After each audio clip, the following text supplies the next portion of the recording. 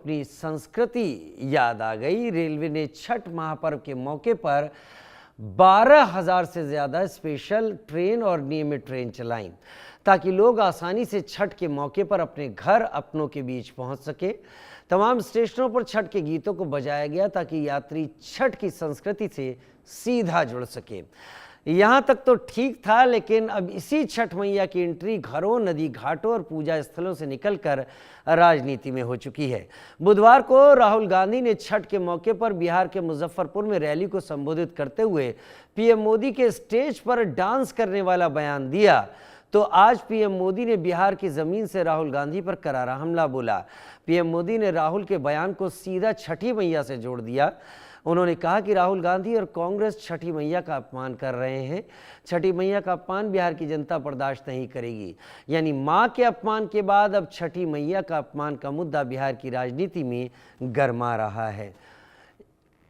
हम लगातार आपको ये बता रहे हैं कि बिहार चुनावों के अब उस दौर में प्रवेश कर चुका है जहां पर राजनीतिक दल अब अपनी रैलियों के जरिए जनता तक पहुंच रहे हैं और जनता तक पहुंचने के दौरान राजनीतिक दल लोगों को बताने की कोशिश कर रहे हैं कि आखिर क्या ऐसा है जो लोगों को ध्यान में रखना होगा।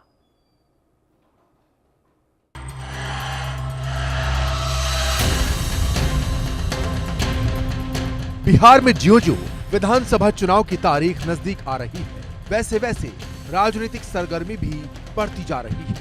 एनडीए से लेकर महागठबंधन तक दोनों अपने आप को बिहार की जनता का असली हितैषी साबित करने के लिए एड़ी चोटी का जोर लगा रहे हैं। बयार चुनाव की बह रही है तो आरोप प्रत्यारोप का दौर भी जारी है। बुधवार को बिहार के मुजफ्फरपुर में राहुल गांधी ने पीएम मोदी पर निशाना साधा तो पीएम मोदी ने गुरुवार को बिहार में आयोजित जनसभाओं में राहुल गांधी को छठी मैया का अपमान करने वाला बता दिया। राहुल गांधी ने कहा था कि अगर बिहार की जनता वोट के बदले पीएम मोदी से स्टेज पर डांस करने के लिए कहे तो पीएम मोदी मंच पर डांस भी कर लेंगे। कर रहे हैं कि भैया देखो मैं यमुना जी में नहाया हूं, वहां पे कोई यमुना जी नहीं है, वहां पे तालाब है। नरेंद्र मोदी जी अपने स्विमिंग पूल में नहाने गए, तालाब में नहाने गए। उनको यमुना से कुछ लेना देना नहीं, उनको छठ पूजा से कुछ लेना देना नहीं। उन्हें सिर्फ आपका वोट चाहिए। अगर आप कहोगे नरेंद्र मोदी जी आप ऐसा ड्रामा करो वोट के लिए, वो कर देंगे। जो भी करवाना है करवा लो। मैं कह रहा हूं आप उनको कहो कि देखो भैया हम आपको वोट देंगे, आप स्टेज पे आके नाच लो, वो नाच लेंगे। नाच लेंगे, कह रहा आप कोशिश करो। मोदी जी आइए, स्टेज पे आइए, भाषण मत दीजिए, डांस कर दीजिए, हम आपको वोट देंगे, देखना कर देंगे। जो भी करवाना है करवा लो चुनाव से पहले। कि लालटेन वाले हो, पंजे वाले हो या उनके इंडी गठबंधन के साथी, ये लोग कैसे बिहार और बिहारियों का अपमान करते हैं। बात पीएम मोदी के अपमान की थी तो बीजेपी के चाणक्य यानी अमित शाह ने भी राहुल गांधी पर करारा हमला बोला। उन्होंने कहा कि राहुल गांधी ने पीएम मोदी का अपमान करते हुए छठी मैया का भी अपमान किया है। शाह ने कहा कि छठी मैया का महत्व और आस्था न तो राहुल गांधी समझ पाएंगे और न ही उनकी मां समझ पाएंगे। उन्होंने कहा कि इस अपमान का बदला बिहार की जनता हर एक वोट से लेगी। अभी अभी कल राहुल बाबा आए थे, मोदी जी को अपमानित करने के लिए कुछ शब्द बोले, मगर उन्होंने मोदी जी को अपमानित करते करते छठ मैया का अपमान किया। उन्होंने कहा छठ मैया की पूजा करने वाले नौटंकी करते हैं, नाटक करते हैं। अरे राहुल बाबा आप क्या समझो, छठ मैया का महत्व, छठ मैया के प्रति पूरे देश की श्रद्धा आप नहीं समझ पाओगे। पीएम मोदी ने बिहार के छपरा में कांग्रेस और आरजेडी दोनों पर तीखा हमला बोला। उन्होंने कहा कि कांग्रेस जानबूझकर बिहारियों का अपमान करने वालों को मंच पर बुला रही है ताकि आरजेडी को नुकसान पहुंचाया जा सके। पीएम मोदी ने इसे विपक्ष की बड़ी साजिश करार दिया। कि लालटेन वाले हो, पंजे वाले हो, या उनके इंडी गठबंधन के साथी, ये लोग कैसे बिहार और बिहारियों का अपमान करते हैं। पीएम मोदी यही नहीं रुके, उन्होंने राम मंदिर के मुद्दे पर भी आरजेडी और कांग्रेस को जमकर घेरा। उन्होंने कहा कि महागठबंधन के नेताओं को राम मंदिर के निर्माण से दिक्कत है।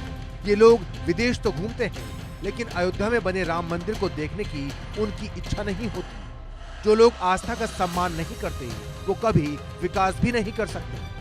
जंगल राज का जिक्र करते हुए उन्होंने बताया कि 2 दशक पहले लोगों में डर और दहशत का माहौल था। आज एनडीए की सरकार में लोग खुशहाल हैं। आरजेडी कांग्रेस के नेताओं को राम मंदिर के निर्माण से भी परेशानी है। आपने कभी ये आरजेडी वालों को, कांग्रेस वालों को राम मंदिर जाते देखा क्या अयोध्या में? नहीं, क्योंकि उन्हें डर है कि अगर वे अयोध्या में प्रभु श्री राम के दर्शन कर लेंगे तो उनकी वोट बैंक नाराज हो जाएगी। पीएम मोदी ने कहा, आरजेडी और कांग्रेस वालों की पहचान 5 चीजों से है: कट्टा क्रूरता, कटुता, कुशासन और करप्शन। जहां कट्टा क्रूरता का राज हो, वहां कानून दम तोड़ देता है। जहां कटुता बढ़ाने वाली आरजेडी और कांग्रेस हो, वहां समाज में सद्भाव मुश्किल होता है। आरजेडी और कांग्रेस वालों की पहचान 5 चीजों से है। अगर मेरी बात सच लगे तो मुझे आपका अनुमोदन चाहिए, मुझे आपका साथ चाहिए। क्या किया है आरजेडी वालों ने? क्या किया है कांग्रेस वालों ने? क्या किया है जंगल राज वालों ने? मैं 5 शब्दों में उनके कारनामों की कथा कहना चाहता हूं। ये 5 शब्द कौन से हैं? मैं दोबारा बोल देता हूं। कट्टा, क्रूरता, कटुता, कुशासन और करप्शन। ये जंगल राज की पहचान है कि नहीं है? एनडीए नेता महागठबंधन पर हमलावर हैं, तो बिहार विधानसभा चुनाव में अब तक मौन रहने वाली पूर्व सीएम राबड़ी देवी ने भी प्रधानमंत्री नरेंद्र मोदी और केंद्रीय गृह मंत्री अमित शाह से एक सवाल पूछकर उन पर तीखा तंज किया है। उन्होंने कहा कि अगर 20 सालों में बिहार का विकास हुआ है, तो फिर बिहार में रैलियों की क्या जरूरत है? राघोपुर की जनता उत्साहित है, आप देखिए रहे हैं। लोग जिताएगा, मुख्यमंत्री बनाएगा तेजस्वी को, राघोपुर के नाम रोशन करेगा लोग। अब जनता से पूछिए ना, जनता से पूछिए। अभी बात हम कैसे बताएंगे? जनता, यहाँ राघोपुर के जनता बताएगा कि संभव है कि नहीं है। जब मां राबड़ी देवी एनडीए पर हमलावर हुई, तो बेटी रोहिणी आचार्य ने भी बीजेपी पर हमला बोला और बीजेपी को बलात्कारी जालसाज पलटन बता दिया। बिहार में चुनाव है, दोनों तरफ से शुरुआत से लेकर अब तक जमीनी मुद्दों से इतर, कभी मां के अपमान का मुद्दा, तो कभी पीएम मोदी को गाली देने का मुद्दा, तो कभी बिहारियों को गाली देने का मुद्दा हावी रहा। अब चुनाव से चंद दिन पहले छठी मैया के अपमान और पीएम मोदी के स्टेज पर डांस करने वाले बयान ने सियासी पारा गरमा दिया है। लेकिन महज 2 हफ्तों बाद ये साफ हो जाएगा कि बुनियादी मुद्दों से जुदा ये मुद्दे चुनाव में कितने कारगर साबित हुए। Bureau report, India news. Chhath मैया को लेकर जो कुछ भी चल रहा है बिहार में, वो ऐन चुनाव के मौके पर है, तो उसके कई मायने हैं, कई उसके असर हैं। लेकिन प्रचार के दौरान अगर ये सब मुद्दे सामने आते हैं, तो समझ में आ जाता है कि इसके जरिए क्या हासिल करने की कोशिश है।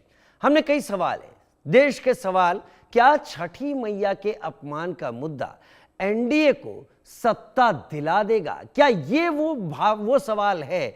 क्या ये वो मुद्दा है जो लोगों के दिल से सीधा जुड़ा हुआ है? राहुल के बयान से महागठबंधन को कितना नुकसान होगा? अक्सर कांग्रेस के बारे में कहा जाता है कि कांग्रेस मेहनत बहुत करती है, लेकिन कांग्रेस से आने वाला एक आध बयान कुछ ऐसा रूप ले लेता है जो कांग्रेस की मेहनत पर पानी फेर देती है। उधर बिहारियों को गाली देने वालों को मंच पर बुलाना क्या आरजेडी के लिए घातक साबित होगा? कई एक चीजें हैं, बहुत संयमित रूप से हम सभी से सवाल करेंगे। 3 खास मेहमान मेरे साथ जुड़ रहे हैं। नीरज कुमार, प्रवक्ता भारतीय जनता पार्टी, मेरे साथ जुड़ रहे हैं। प्रशांत रायकवार, प्रवक्ता कांग्रेस, मेरे साथ, और डॉक्टर राकेश रंजन जी, प्रवक्ता आरजेडी, मेरे साथ जुड़ रहे हैं। बहुत स्वागत है आप तीनों का। मैं कोशिश करूंगा मैं चर्चा को चर्चा के दायरे में रखूं, वो बहस तक ना जाए तो अच्छा है, क्योंकि फिलहाल तो राजनीतिक घमासान में बहस के स्तर कई जगह पार हो रहे हैं। सबसे पहले नीरज जी, आपका ही रुख करूंगा।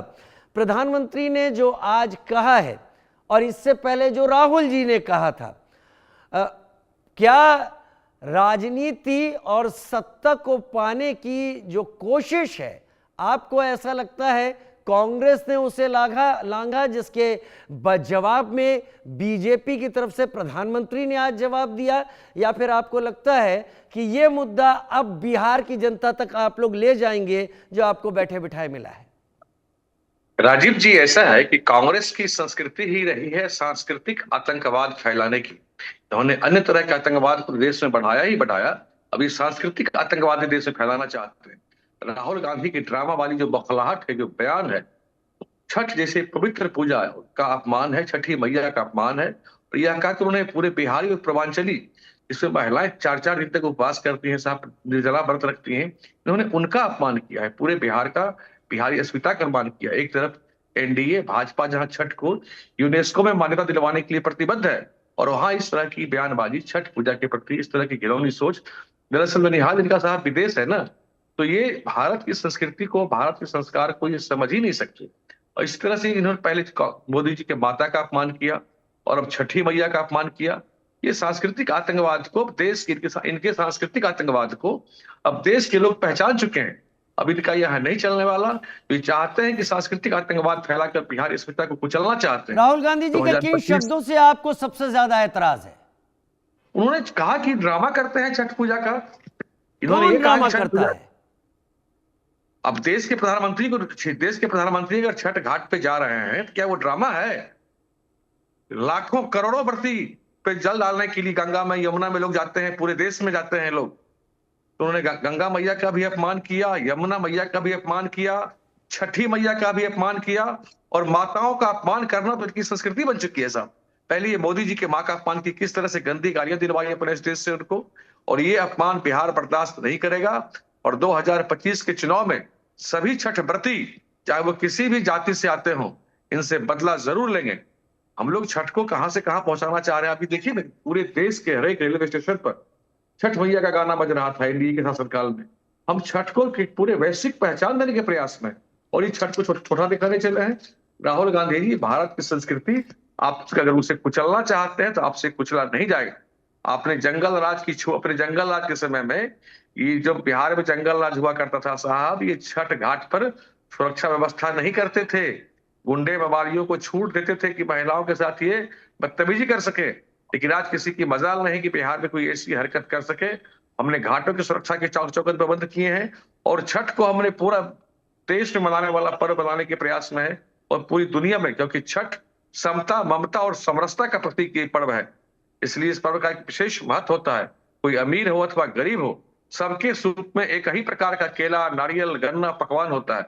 ये बड़ी समता का है, समरसता का है, और सामाजिक समरसता का है। पूरा परिवार एक साथ मिलकर के, क्यों कहते हैं सब लोग, आस्था का पर्व है ये। ठीक है। पूरा परिवार, सामाजिक संस्था सब मिल करके एक साथ इस पर्व को मनाते हैं। ठीक है। आपने छठ मैया पे हमला करके, छठ मैया को अपमानित करके, आपने बिहारियों को, पूर्वांचलियों को और पूरे देश को आपने अपमानित किया है। ठीक है, हिंदू धर्म को अपमानित किया है। ठीक है, आगे भी समय है, आपने अपनी बात रखी, आप सुनिएगा भी क्योंकि ये सभी प्रवक्ता हैं आप लोग और विचारधारा अलग होगी, लेकिन दूसरे को सुनने के लिए जब समय निकाला जाएगा तो बेहतर तर्क हमारे पास होंगे। प्रशांत रायकवार मेरे साथ इस वक्त प्रवक्ता कांग्रेस जुड़े हुए हैं और उनसे बात किए बिना मैं अपनी तरफ से अपने दर्शकों को कोई इस निष्कर्ष को नहीं देना चाहूँगा कि क्या हुआ होगा, क्या हो गया।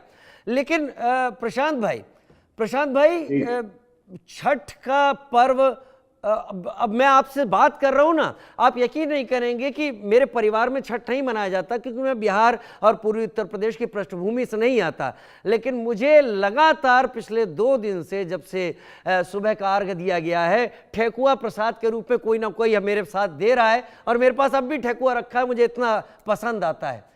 लेकिन कई एक ऐसे बयान पिछले चुनाव में मैंने कांग्रेस के कुछ नेताओं से सुने हैं जहां पर कांग्रेस की बहुत अच्छी मेहनत को उन बयानों ने पलीता लगा दिया, परिणाम बदल गए। क्या आपको वाकई लगता है राहुल जी ने जो कुछ कहा वो आज के परिप्रेक्ष्य में समीचीन था, सही था? प्रशांत रायकवार, बहुत बहुत धन्यवाद राजीव जी, चर्चा में आमंत्रित करने के लिए और समस्त दर्शकों को मेरी तरफ से प्रणाम। आपका बहुत ही उत्तम प्रश्न है और थोड़ा समय दीजिएगा। देखिए, वासुदेव घाट पे दिल्ली के अंदर एक कृत्रिम घाट बनाया गया जो कि मीडिया के माध्यम से सबके सामने आया और उसमें जो पानी था वो इंदिरा विहार से आने वाली जो ट्रीटमेंट पाइपलाइन है उसके जरिए आया और बहुत सारे लोगों। इनकी आवाज नहीं आ रही है। मैं मुझ तक आ रही है। मैं चाहूंगा मेरा पीसीआर आवाज स्पष्ट रूप से प्रशांत रायकवार जी की बाकी सदस्यों तक पहुंचा दे। यहाँ स्पष्ट आ रही है, मैं एकदम साफ सुन रहा हूं। वो अभी कह रहे थे कि जो वासुदेव घाट के पास जो घाट बना वहां पर पानी साफ आ रहा था। आवाज नहीं आ रही है। मुझे आप तक नहीं आ रही है क्या नीरज जी? जी नहीं, मुझ तक नहीं आ रही। आपकी आवाज आ रही है पर जो कांग्रेस प्रवक्ता बोल रहे हैं वह आवाज नहीं आ रही। मैं चाहूंगा कि कांग्रेस प्रवक्ता की आवाज नीरज जी तक भी आ जाएगी, बहुत जल्दी आ जाएगी। नीरज जी, प्रशांत जी अपनी बात पूरी करें, कोई दिक्कत नहीं, बहुत जल्दी पहुंच जाएगी। जी धन्यवाद। तो जिसलिए समीचीन है क्योंकि ये जो घटनाक्रम हुआ और दिल्ली के मुख्यमंत्री जी ने दूरदर्शन के एक एंकर के साथ और बिहार के रैलियों में भी उन्होंने कई बार कई प्रकार के तथ्य रखे और उसी बात को काउंटर करते हुए राहुल जी ने बोला कि बिहार के चुनाव में मुद्दे हैं पढ़ाई, शिक्षा, दवाई, कमाई और पलायन और बिहार के लोगों का विकास। और तो ये घटनाक्रम हो रहा है छठ पर्व के महापर्व के अवसर पर, ये एक प्रकार का ड्रामा है। तो इसमें कोई गलत बात नहीं, क्योंकि आप देखिए पिछले साल 2021 में पश्चिम बंगाल का चुनाव था तो वहां पे किस प्रकार आदरणीय प्रधानमंत्री जी ने अपना व्यवहार किया, अपनी रैलियों में किस प्रकार की वाणी का प्रयोग किया। और 2015 में इसी बिहार में वो यहाँ के आपके इस समय के तत्कालीन मुख्यमंत्री जी के डीएनए को चेक कर रहे थे। तो मात्र 10 वर्ष बीते हैं और जंगल राज की जो बात कर रहे थे आदरणीय नीरज जी, तो अब जिस समय 2025 में जो बच्चा जन्मा है, जो जिसको मताधिकार 18 वर्ष में मिलता है, वो 2007 में जन्मा होगा और 2005 से लगातार 20 वर्षों से सरकार है एनडीए की। तो 20 सालों की अपनी उपलब्धि बतानी चाहिए। ये बताना चाहिए कि 1 रुपए में अडानी जी को क्यों आपने जमीन दी भागलपुर में।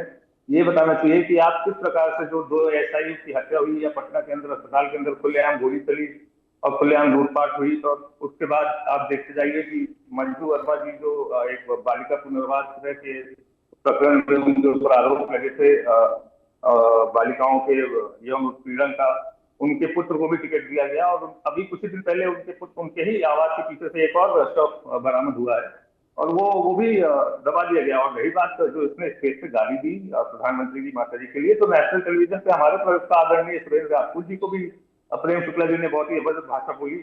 और अगर आपके बिहार में आपकी सरकार है तो आपको पकड़ना चाहिए था, आपको अपनी पुलिस के माध्यम से आइडेंटिफाई करके गिरफ्तारी करानी चाहिए थी। हमने तो पूरा सहयोग दिया और उसमें भी मीडिया के माध्यम से आए कि उस व्यक्ति का क्या बैकग्राउंड था, चयन करना, उसमें नहीं जाता। हमारी चर्चा बिहार के संदर्भ में रहनी चाहिए राजीव जी। बिहार के मुद्दे हैं रोजगार, पलायन, वहां पिछले 20 वर्षों में जो जिस प्रकार का शासन रहा है वो, और जो एनडीए का इस समय नो दूल्हा अवेलेबल का स्टैंड है कि इन्होंने अपने मुख्यमंत्री पद के लिए कोई भी दावेदार सामने नहीं किया है। बहुत ही ऐसी बातें सामने आ रही हैं कि कोई कुछ बोल रहा है, कोई कुछ बोल रहा है। मनोज तिवारी जी जाके बोल रहे हैं नीतीश कुमार मुख्यमंत्री होंगे। प्रशांत भाई, आप बात बहुत अच्छी कह रहे हैं और होना यही चाहिए जो आपने कहा कि बिहार के परिप्रेक्ष्य में बात होनी चाहिए। क्या मैं आपसे पूछ सकता हूं कि फिर राहुल जी को ये ड्रामा कहने और डांस करने और ये सब कहने की आवश्यकता क्यों पड़ी? राजीव भाई बहुत बहुत धन्यवाद, बहुत उचित प्रश्न है। आप पिछले लोकसभा चुनाव में चले जाइए और देखिए किस प्रकार प्रधानमंत्री जी ने लोकसभा चुनाव में सुधार ले जाएंगे और इंडिया इलेक्शन के लोग चुनाव आने के समय प्रधानमंत्री जी अपने चुनावी संबोधनों में कोई भी विषय जो उनको लगता हो कि इससे उनको लोगों के प्रति आकर्षित प्राप्त होगा और लोगों से उनको मताधिकार और सहयोग प्राप्त होगा, तो वो कुछ भी बोल लेते हैं बिना उस बात को, उसको गहराई को समझे हुए। इस संदर्भ में आप मुजरे के संदर्भ में आप जब देखेंगे तब आपको डांस की बात समझ आएगी। मैं आपकी ही बात पर आ रहा था। आपने कहा कि बिहार चुनाव है, हम इनकी बात करें इनकी ना करें, तो राहुल जी ने क्यों की, इस पर अगर आप बीजेपी ने क्यों किया ये जवाब दे रहे हैं तो उसके लिए नीरज जी मेरे पास हैं, राकेश रंजन जी के पास भी जाऊंगा, वो भी मेरे पास हैं। अच्छा, मुझे एक चीज़ बताइए ज़रा सा प्रशांत रायकवाड़ जी, पता नहीं क्यों बहुत आदर के साथ आपसे पूछना चाहूँगा। राहुल जी ने कहा कि प्रधानमंत्री ने जो ये छठ पर जाकर किया ये ड्रामा है, अगर वोट देना तो आइए डांस कर लीजिए, सब कर लीजिए, जो भी चीज़ें, और आपने भी इसको जस्टिफाई किया कि ये तो ड्रामा ही हो रहा था।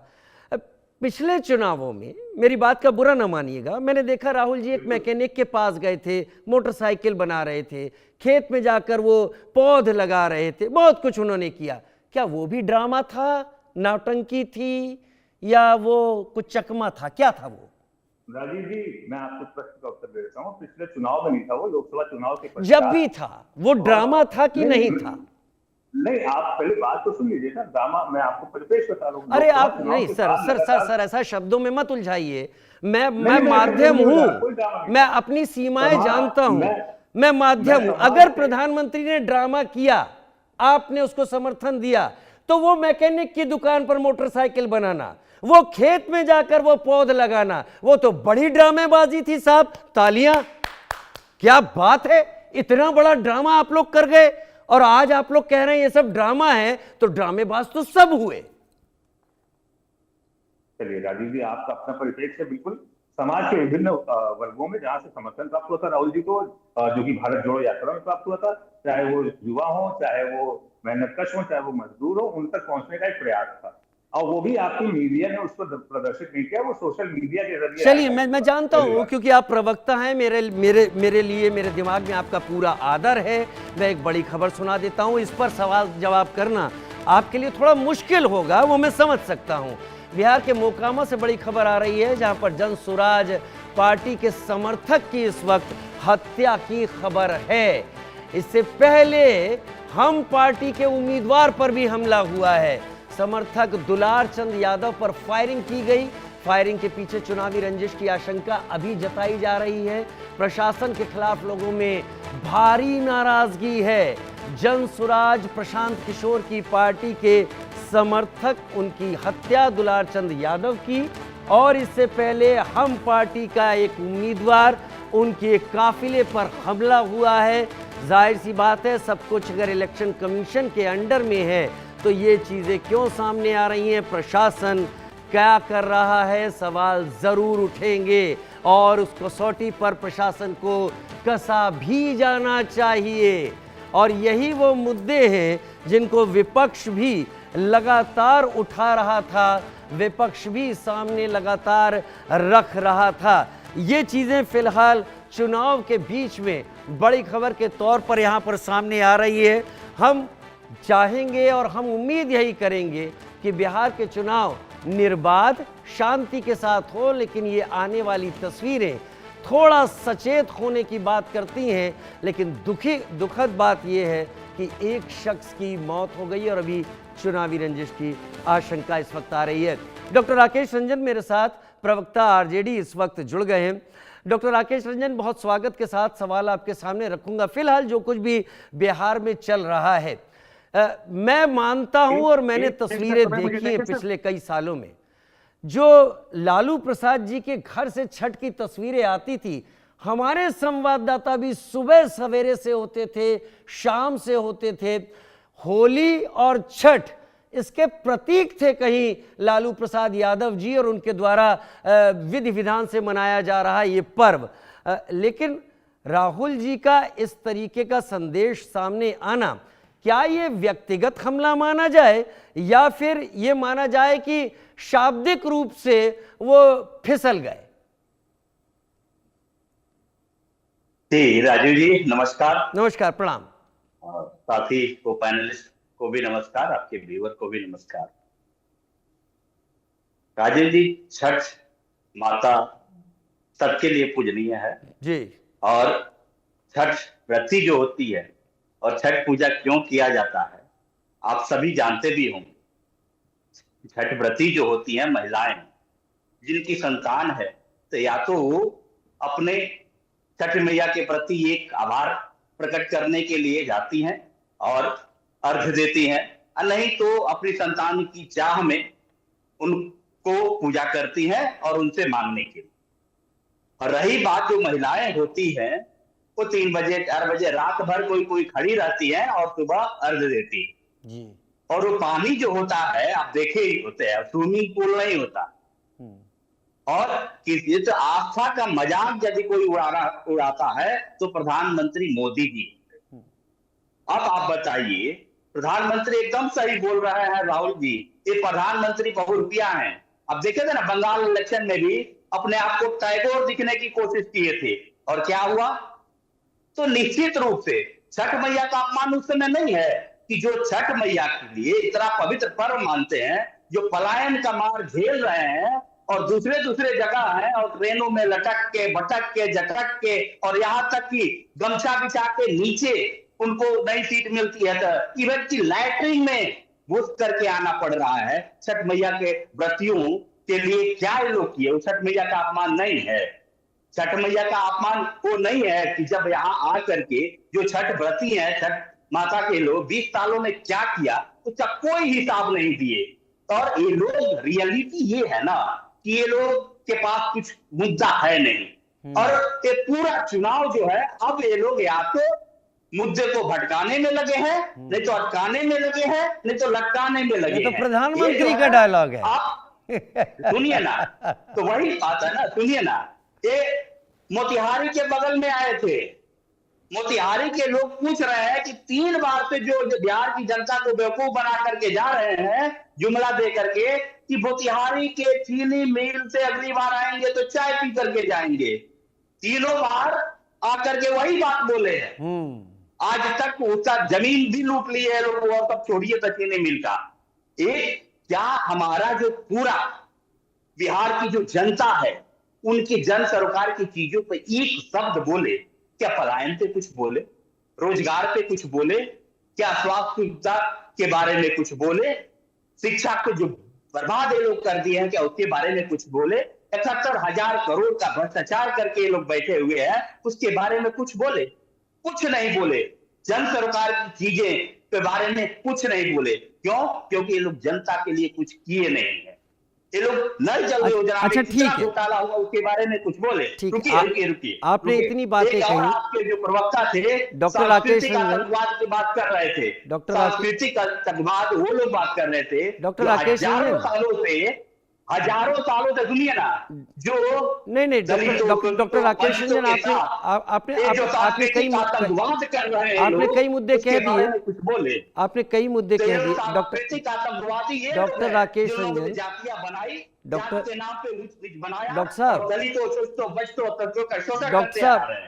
साहब अंतहीन बोलेंगे तो समस्या आपके लिए ही होगी। डॉक्टर साहब, आपने कहा, आपने मुद्दे गिना दिए कि चाय पीनी थी, चीनी मिल नहीं है, रोजगार पर नहीं बोले, पलायन पर नहीं बोले, ट्रेनों में, बहुत अच्छी बात है, ये मुद्दे हैं। लेकिन मैं घूम फिर के वहीं, आपने कहा कि जो छठ व्रती महिलाएं होती हैं, ये व्रत बहुत बड़ा व्रत है, यह असंभव होता है, मैं सोच नहीं सकता कि मैं इस बार 36 घंटे और खुद प्रयास करने, नहाए खाए से शुरुआत है, खरना है, कितनी मेहनत है, ये तोड़ देने वाला व्रत है जिसको निभाते हैं लोग। आपने कहा नदी में खड़े होके प्रधानमंत्री के लिए एक स्पेशल वहां बना दिया गया। दिल्ली एनसीआर में आप आए होंगे, मुझे लगता है कि इधर आए नहीं, बड़े शहरों में आप आए होंगे। ज्यादातर लोग, अगर मैं गलत बोल रहा हूं, लोग हमारे साइट पर आकर मुझे जिम्मेदार ठहरा दें, मैं गलत बोल रहा हूं, अपनी छतों पर एक तालाब बनाते हैं, बाकायदा पॉलीथीन से उसमें पानी डालते हैं, नदी का पानी नहीं होता है, और बहुत बड़ी जनता इसी तरीके से व्रत बनाती है। क्या प्रधानमंत्री ने अर्घ्य अर्पित कर दिया वो ड्रामा है और बाकी जो जनता अपनी आध्यात्मिकता के साथ कर रही है वो भी ड्रामा है? आर के राकेश रंजन जी, ड्रामा इसलिए है, नहीं बता रहे हैं ना, प्रधानमंत्री बता रहे क्या हैं ड्रामा अपनी क्यों? आध्यात्मिकता दिखाएंगे तो वो ड्रामा हो जाएगा? धार्मिक आप मानते हैं? अब नेशनल चैनल पे हैं, बिहार में लोग देख रहे हैं, आप बोलिए प्रधानमंत्री ने जो अर्घ्य दिया वो ड्रामा है? बिहार की जनता, प्रधानमंत्री का अर्घ्य ड्रामा है, जो लोग अपने घरों में खड़े होकर अर्घ्य देते हैं वो ड्रामा है? बोल दीजिए। हम बता रहे हैं, छठी व्रती जो करती है वो ड्रामा नहीं है। मैं वही कह रहा हूं, जो छठ व्रती अपने घर में कर रही हैं वो ड्रामा है, आप बोल दीजिए। राजीव जी बता रहे हैं कि क्यों ड्रामा है। सनातन प्रधानमंत्री बहुरूपिया है। मैं लंबी नहीं, मैं ये बात नहीं, मैं लालू जी का मैंने उदाहरण दिया, लालू जी के इस पर्व के आयोजन को जो मैंने देखा है और मुझे अभी भी याद है, इतना विधि विधान से वो घर में करते थे। मैं याद कर लीजिए, डॉक्टर राकेश रंजन, प्रवक्ता आरजेडी लालू यादव जी के भी घर प्रांगण में बाकायदा छोटा पूल बनता था जिसमें पूरे विधि विधान से अर्घ्य दिया जाता था। क्या वो भी ड्रामा है? क्या वो भी तस्वीरें तब ड्रामे का हिस्सा थी? चलिए ठीक है, नहीं जवाब नहीं, प्रतिक्रिया ही बता देती है सर। लालू जी बिहारी है, बिहार में रह के सारी चीजें जानते हैं। अरे क्या बात कर रहे हैं? मैं आपके सामने बैठा हूं, डॉक्टर राकेश रंजन, प्रवक्ता आरजेडी, मेरी जेब में इस वक्त, मेरी जेब में ये देखिए क्या है, ये देखिए ठेकुआ है, ये छठी मैया का प्रसाद है, मेरे पास है, सम्मान के साथ रखा है। मैं ड्रामा कर रहा हूं? अरे आप लोग इतना गिर जाएंगे राजनीति में कि देश का प्रधानमंत्री, अरे देश के प्रधानमंत्री को आप क्या कहां खड़ा करना चाहते हैं? देश के प्रधानमंत्री के लिए प्रोटोकॉल होता है। पूर्व मुख्यमंत्री हैं, पूर्व मुख्यमंत्री हैं तेजस्वी जी, तेजस्वी जी पूर्व मुख्यमंत्री हैं, है ना? तो एक प्रोटोकॉल होता है ना।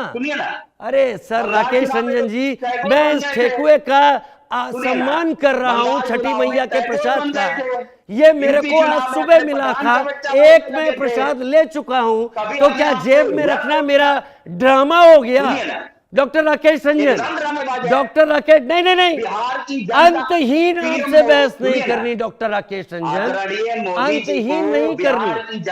मैं पूरे आदर के साथ कहना चाहता हूं कि जब लालू जी करते थे वो आध्यात्मिकता थी, प्रधानमंत्री ने किया वो ड्रामा है।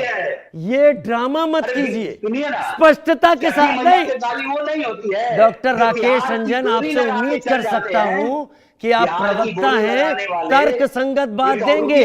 जितनी पब्लिक देख रही है आपको केवल ये सोचकर देख रही होगी कि कितने शब्दों का चुनाव आपका अजीब है। लालू यादव जी का वो आयोजन आध्यात्मिकता से जुड़ा था, मैं मानता हूं। कांग्रेस जो आयोजन करती रही वो आध्यात्मिकता से जुड़े थे, मैं मानता हूं। तो प्रधानमंत्री मोदी ड्रामा कैसे हो जाएंगे? नीरज कुमार जी, नीरज कुमार जी, नीरज कुमार जी स्पष्ट कीजिए क्या? ठीक है doctor Rakesh Ranjan, doctor Rakesh Ranjan, doctor Rakesh Ranjan, आपने अपनी प्रतिक्रिया से दर्शकों को जवाब दे दिया, सब समझ गए कि आपकी प्रतिक्रिया क्या है। नीरज कुमार, अब ये स्पष्ट कीजिए, क्या ये मुद्दा आप इन चुनाव में ले जाने वाले हैं? क्योंकि अगर आप ले जा रहे हैं तो प्रशांत रायकर का जवाब मैं जरूर लेना चाहूंगा। इन दोनों प्रवक्ताओं के सभी प्रश्नों का बारी बारी से उत्तर देता हूं। डॉक्टर राकेश रंजन, डॉक्टर राकेश रंजन, हम चौराहे पर नहीं खड़े हैं। मैं आपसे पूरी बात इसलिए कर रहा कि मेरा कोई दर्शक ये ना कहे कि मैंने आपको प्रतिक्रिया का सही मौका नहीं दिया, और आपकी प्रतिक्रिया पहुंच गई दर्शकों के पास। एक एक दर्शक समझ गया आपके दिमाग में क्या है। नीरज जी, बड़ी खबर ले लेता हूं, राहुल गांधी के खिलाफ शिकायत दर्ज करा दी गई है। बिहार बीजेपी ने चुनाव आयोग में शिकायत दर्ज कराई, प्रधानमंत्री मोदी पर अपमानजनक टिप्पणी का आरोप लगाया।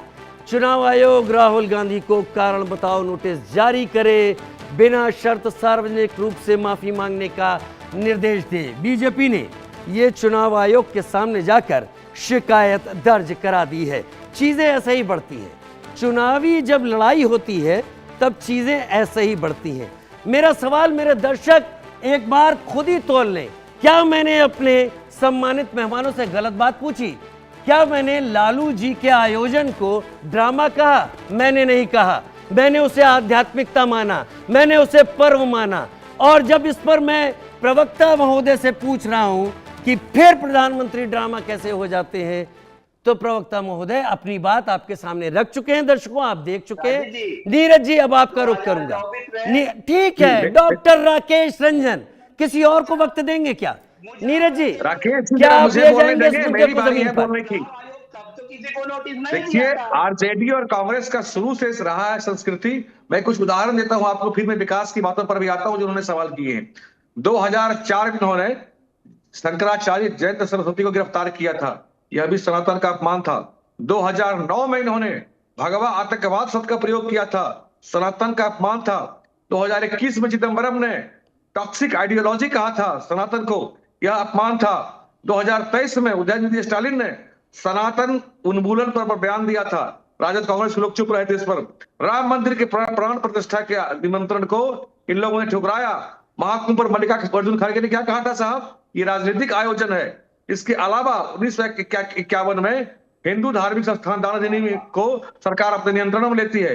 ये शुरू से इनका इतिहास रहा। दूसरी बात ये कह रहे थे क्या विकास किया, विकास का काम बताने के लायक और इतिहास इनका बता सकता हूँ, लेकिन बहुत लंबा है।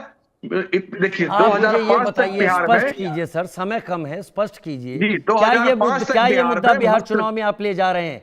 क्योंकि प्रशांत जी का जवाब फिर जरूर लूंगा, आपको आपके जवाब के बाद उनको छोड़ूंगा नहीं, उनका भी जवाब जरूरी हो जाएगा। फिर जल्दी दीजिए। चाहते हैं, लेकिन आज भी कांग्रेस के लोग ऐसे ऐसे बीच बीच में बयानबाजी कर जाते हैं कि हमें मजबूर होना पड़ता है उनका उत्तर देने के लिए। 2005 तक बिहार में मात्र और मात्र 2 इंजीनियरिंग कॉलेज थे, आज 38 है। 38 इंजीनियरिंग कॉलेज है। पॉलिटेक्निक कॉलेज मात्र 13 थे, आज 46 है। शिक्षकों की संख्या मात्र 2,25,000 थी, आज 5,12,000 है। ITI की संख्या इनके समय तक 23 थी, आज 152 है। इंजीनियरिंग की सीटें इनके समय 460 थी, आज 14,469 है। मेडिकल कॉलेज इनके समय में मात्र 8 हुआ करते थे, वह भी अंग्रेजों के समय के बनाए हुए। आज हर जिले में मेडिकल कॉलेज बिहार में बन रहे हैं, कई प्राइवेट मेडिकल कॉलेज बिहार में खुले हैं। ये सब NDA सरकार की देन है। इंफ्रास्ट्रक्चर के क्षेत्र में, ऊर्जा के क्षेत्र में मुद्दा ले जाने की जरूरत नहीं, आपने तो विकास किया है, क्या ले जाएंगे? फिर भी हमने बिल्कुल विकास किया है, लेकिन विकास का हमने विकास किया और सनातन का हम सम्मान करने वाले लोग हैं। धार्मिक आस्थाओं में हम विश्वास रखने वाले लोग हैं। छठ मैया का हम सम्मान करने वाले लोग हैं, क्योंकि हमारा ननिहाल इटली नहीं है कि हम उसका अपमान करेंगे। ठीक है। इतना बड़ा हमले की भी जरूरत नहीं है, इतने बड़े हमले की भी कोई आवश्यकता नहीं है। नीरज जी, प्रशांत भाई, मुद्दा जनता के बीच छठ मैया के अपमान का, छठी मैया के अपमान का बीजेपी तो ले जा रही है, आप लोग अब जवाब कैसे देंगे? राजीव भाई बहुत बहुत धन्यवाद। और काफी गर्मा गर्म चर्चा हुई थी, मुझे काफी मजा आ रहा था। बहुत सिंपल सी बात है, 14 नवंबर को चुनाव का नतीजा आएगा। 2 चरणों में चुनाव है बिहार का। हमारे मुद्दे फिर से वही हैं, तेजस्वी प्रमाण पत्र आ चुका है। पढ़ाई, दवाई, कमाई, शिक्षा, रोजगार और पलायन को रोकना, हर जीविका लीडर को सम्मान देना और विकास की जो गति रुक गई है पिछले 10 सालों में, और वो DNA जो इनको 2015 में खराब दिखाई पड़ रहा था, आज वो DNA बनेगा नहीं बनेगा। और एक जवाब और पूछ लीजिएगा मेरी तरफ से राजीव जी, कि नो दूल्हा अवेलेबल NDA, नो दूल्हा अवेलेबल में दूल्हा घोषित होगा। बस इतना पूछ लीजिएगा। बहुत बहुत धन्यवाद। अगर दूल्हा आ गया तो आप नाचने जाएंगे कि नहीं जाएंगे? नीतीश कुमार की रहेंगे। अफवाह फैलाने का प्रयास मत करिए बिल्कुल आप साहब। आपके अफवाह में बिहार की जनता नहीं है, आपके DNA को पहचानती है बिहार की जनता, भली भांति जानती है। तेजस्वी यादव जी किस प्रकार की राजनीति के विरासत को आगे बढ़ा रहे हैं, बिहार की जनता भली भांति वाकिफ है इससे। भ्रष्टाचार की, अपराध की, दिल पे मत लीजिए, वो तो कह रहे हैं दूल्हा अवेलेबल नहीं है। बस अपहरण उद्योग लगाने की वह बिहार की जनता नहीं चाहती साहब। बिहार में अपहरण उद्योग पनपे, बिहार में बोलिए प्रशांत भाई, के कारखाने लगे हैं बिहार में। तो बिहार की जनता LED लाइट में रहती है, लालटेन का ड्राइवर नहीं रहती। इसलिए बहुत व्याकुल नहीं होना है साहब, बहुत व्याकुल नहीं होना है। चुनाव में बहुत कम ही समय बचा है और जनता जवाब देने के लिए तत्पर है। मोदी जी फिर से मुख्यमंत्री बनेंगे, तो मोदी जी यही